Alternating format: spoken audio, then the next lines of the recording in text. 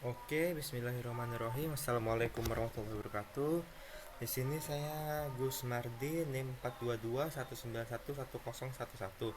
Saya akan menjelaskan tentang transfer learning menggunakan MobileNet V2 untuk UAS Computer Vision.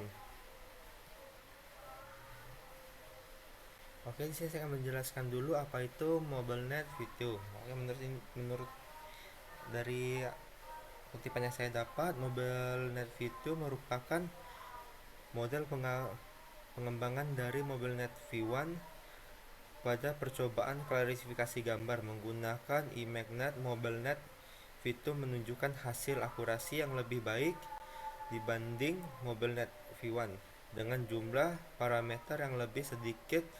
Slider-nya 2018 pada MobileNet V2.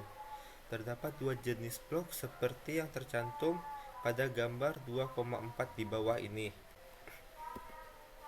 Dan penjelasan tentang CNN dan transfer learning menggunakan klarifikasi gambar. Untuk tujuannya dari proyek ini adalah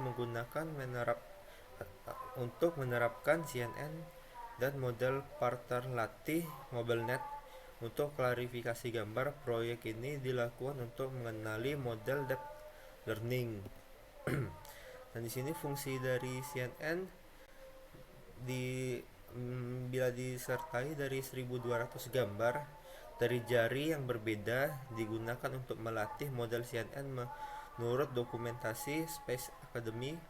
Convergence Layer menerapkan jendela geser yang hanya memproses sebagian input pada satu waktu. Oleh karena itu, mereka mewakili hubungan spesialis antara pixel. Convergence Layer tidak hanya berisi satu set neuron untuk memproses bagian dari input, mereka berisi banyak set yang disebut filternya.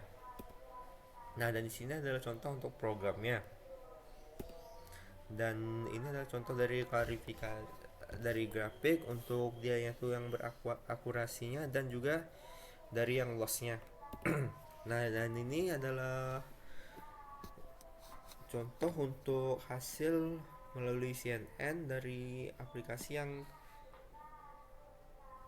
dari program yang saya gerakkan. Di sini dia ada, bila kita mengambil contoh tangannya seperti ini, dia akan menampakkan grafik di mana nilai dari akurasinya nilai dari akurasinya nilai dari akurasi, ada juga dari yang lossnya, dan ini berapa kali dia nge-tracknya. Oke, dan bila kita lihat dari sistem CNN-nya, dia itu akan mendetek berapa banyak yang untuk dalam usernya tuh dari user 1 sampai user 10. Untuk tangan yang seperti ini nih, dia tuh lebih banyak berada di user yang keberapa. Nah, oke, dan untuk itu sekian saja. Berarti kita langsung aja untuk mencoba melihat ke bagian programnya.